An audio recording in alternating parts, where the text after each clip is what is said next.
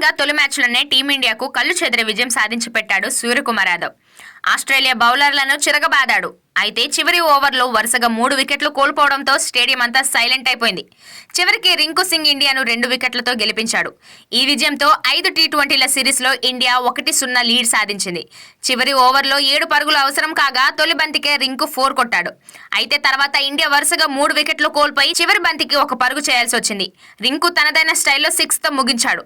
రింకు సింగ్ 14 బంతుల్లోనే 28 పరుగులతో అజేయంగా నిలిచి మొదటి మ్యాచ్లోనే రింగు మాస్టర్ అయిపోయాడు. మద్యం కేసులో వేరే వారిని అరెస్ట్ చేశారు, కానీ బీఆర్ఎస్ ఎమ్మెల్సీ కేసీఆర్ కూతురు కవితను అరెస్ట్ చేయలేదని కేసీఆర్ కుటుంబం తెగించిందని కాంగ్రెస్ పార్టీ నాయకురాలు విజయశాంతి అన్నారు. గురువారం వరంగల్ నియోజకవర్గం కాంగ్రెస్ అభ్యర్థి నాయని రాజేందర్ రెడ్డి తరపున ఆమె ఎన్నికల ప్రచారం నిర్వహించారు. ఈ సందర్భంగా మాట్లాడుతూ అందరికీ చుక్కలు చూపించే వరంగల్ వాసులను కూడా కేసీఆర్ మోసం చేశారని ఆరోపించారు. వరంగల్ వాసులు కేసీఆర్ కు గుణపాఠం చెప్పాలని పిలుపునిచ్చారు. కేసీఆర్ ను ఓడించి తెలంగాణ ఇచ్చిన కాంగ్రెస్ ను గెలిపించాలని పిలుపునిచ్చారు. బీజేపీ బీఆర్ఎస్ వాళ్ళు తోడు దొంగలని ఎట్టి పరిస్థితుల్లోనూ నమ్మొద్దని విమర్శించారు. కోలీవుడ్ హీరో సూర్య తన 42వ ప్రాజెక్ట్ గా వస్తున్న కంగువ చిత్రం షూటింగ్ చివరి దశకు చేరుకుంది. ఇటీవలే థాయిలాండ్ లో షెడ్యూల్ పూర్తి చేసుకుని ప్రస్తుతం చెన్నైలో భారీ యాక్షన్ సీన్స్ షూటింగ్ జరుగుతుండగా సూర్యపై రోప్ కెమెరా పడి ఆయన భుజానికి తీవ్ర గాయమైంది. ప్రస్తుతం ఆయన ఆసుపత్రిలో చికిత్స పొందుతున్నారని, ఆయన ఆరోగ్య పరిస్థితి నిలకడగానే ఉందని తెలుస్తోంది.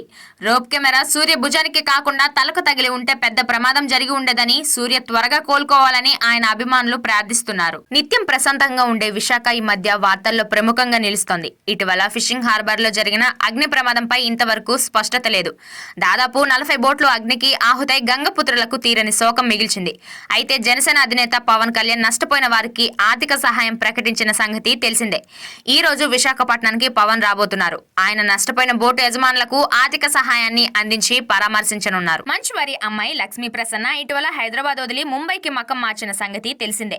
ఉన్నట్టుండి ముంబైకి షిఫ్ట్ అవ్వడం వెనుక కారణమేంటోనని అందరూ చెవుళ్లు కోరుకుంటున్నారు. సౌత్ లో ఆఫర్లు ఉన్నా సడన్ గా నార్త్ వెళ్లడం వల్ల ఎవరికి తోచింది వాళ్ళు ఊహించుకుంటున్నారు. మంచు లక్ష్మి అందరి ఊహలకు ఫుల్ స్టాప్ పెడుతూ అసలు కారణాన్ని చెప్పింది. తాను ఒక చోట నిలకడగా ఉండలేనని, ముంబైలో తెలిసిన వాళ్ళు ఎక్కువని, ఇక్కడ కెరీర్ కొత్తగా మొదలు పెడుతున్నానని అన్నారు. మనోజ్కు పెళ్ళయ్యే వరకు ఇద్దరం కలిసి ఉండేవాళ్ళమని, మనోజ్ వెళ్ళాక లోన్లీగా ఫీల్ అయ్యానని తెలిపింది. రానా సలహాతో ముంబైకి వచ్చానని, ఇక్కడ రకుల్ ప్రీతి సింగ్ చాలా హెల్ప్ గా ఉంటుందని మంచు లక్ష్మి తెలిపింది. ముఖ్యమంత్రి కేసీఆర్ పై తెలంగాణ కాంగ్రెస్ అధ్యక్షుడు రేవంత్ రెడ్డి తీవ్ర విమర్శలు చేశారు. ఎక్కడ సభ పెట్టినా తాను బక్కోడినని చెప్పుకుంటున్నారని, ఆయన బక్కోడు కాదు 1,00,000 కోట్ల తెలంగాణ సంపదను మింగిన బకాసురుడని విమర్శించారు. హైదరాబాద్ చుట్టూ ఉన్న 10,000 ఎకరాల భూమిని మింగేశారని ఆరోపించారు.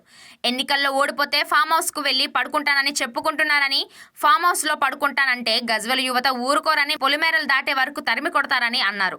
కాంగ్రెస్ అధికారంలోకి వచ్చిన తర్వాత కేసీఆర్ మింగిన 1,00,000 కోట్లను కక్కిస్తామని చెప్పారు. కాంగ్రెస్ కు 20 సీట్లు కూడా రావని కేసీఆర్ అంటున్నారని, ఈ ఎన్నికల్లో కాంగ్రెస్ కు 80 సీట్ల కంటే 1 సీటు తక్కువ వచ్చినా కేసీఆర్ వేసే ఏ శిక్షకైనా సిద్ధమేనని రేవంత్ రెడ్డి సవాల్ విసిరారు. జనసేన పార్టీ నాయకుడు Pawan Kalyan personal secretary Sandeep Royal YSRCP ప్రధాన కార్యదర్శి సజ్జల రామకృష్ణారెడ్డి సమక్షంలో వైఎస్ఆర్సీపీ కండువా కప్పుకున్నారు.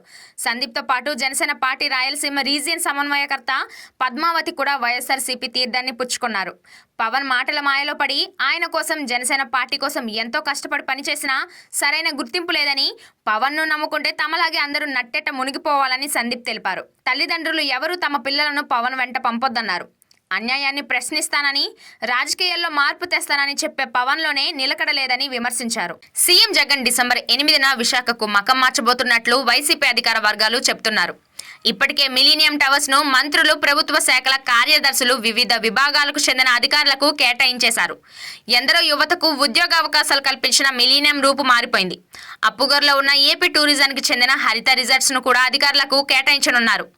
ఉత్తరాంధ్ర అభివృద్ధి పర్యవేక్షణ పేరుతో కార్యాలయాలను తరలిస్తున్నారు.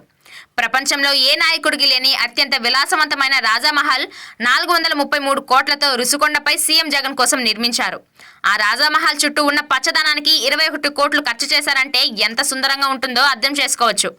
డిసెంబర్ 9న సీఎం జగన్ సతీమణి జన్మదినం కాబట్టి 8వ తేదీ కల్లా విశాఖకు రావాలని ప్రణాళిక అని తెలుస్తోంది. ఈ డిసెంబర్ నుండి పరిపాలన వైజాగ్ నుండి ఉండవచ్చని పర్యవేక్షణాధికారి తెలిపారు. రాజేంద్ర నగర్ ఎమ్మెల్యే బీఆర్ఎస్ అభ్యర్థి ప్రకాష్ గౌడ్ కు సొంత నియోజకవర్గంలో చేదు అనుభవం ఎదురైంది. అసెంబ్లీ ఎన్నికల నేపథ్యంలో ఆయన జోరుగా ప్రచారం నిర్వహిస్తున్నారు. ఎన్నికల ప్రచారంలో భాగంగా గురువారం రాజేంద్ర నగర్ కు చెందిన కొంతమంది మహిళలు ఆయనను అడ్డుకున్నారు. ఎన్నిసార్లు వేడుకున్నా తమ కాలనీలో సమస్యలు తీర్చలేదని, ఇప్పుడు ఏ మొహం పెట్టుకుని ఓట్లు అడగడానికి వస్తున్నారని నిలదీశారు. సమస్యలు తీర్చకుండా ఇక్కడ ప్రచారం చేస్తే చెప్పుతో కొడతాం వెళ్లిపోండి అని మండిపడ్డారు. మహిళల ఆగ్రహం చూసి ప్రకాష్ గౌడ్ ప్రచారం చేయకుండానే వెనుదిరిగి వెళ్లిపోయారు. చంద్రబాబుపై ఏపీ సిఐడి మద్యం అనుమతుల కేసు నమోదు చేసిన నేపథ్యంలో టీడీపీ జాతీయ ప్రధాన కార్యదర్శి నారా లోకేష్ స్పందించారు. చంద్రబాబుపై జగన్ తప్పుడు మద్యం కేసు పెట్టారని మండిపడ్డారు. ప్రివిలేజ్ ఫీజు రద్దు ఫైలు చంద్రబాబు వద్దకు రాలేదని, ఆయన ఎక్సైజ్ శాఖ చూడలేదని, ఆ ఫైలుపై సంతకం చేయలేదని తెలిపారు. జగనాసుర కుట్రలో భాగంగానే చంద్రబాబును ఏ3గా చేర్చారని ఆరోపించారు. చంద్రబాబును ఇబ్బంది పెట్టాలనే వరుస కేసులు పెట్టారని ఆగ్రహం వ్యక్తం చేశారు. మద్యం కేసులో ప్రభుత్వం చేసేవని తప్పుడు ఆరోపణలేనని పేర్కొన్నారు.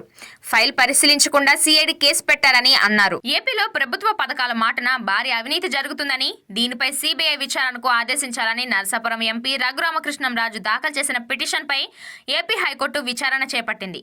ఈ పిటిషన్లో ఎలాంటి ప్రజా ప్రయోజనం లేదని, వ్యక్తిగత కారణాలతోనే ఈ పిటిషన్ వేశారంటూ ప్రభుత్వ అడ్వకేట్ జనరల్ శ్రీరామ్ తన వాదన వినిపించారు.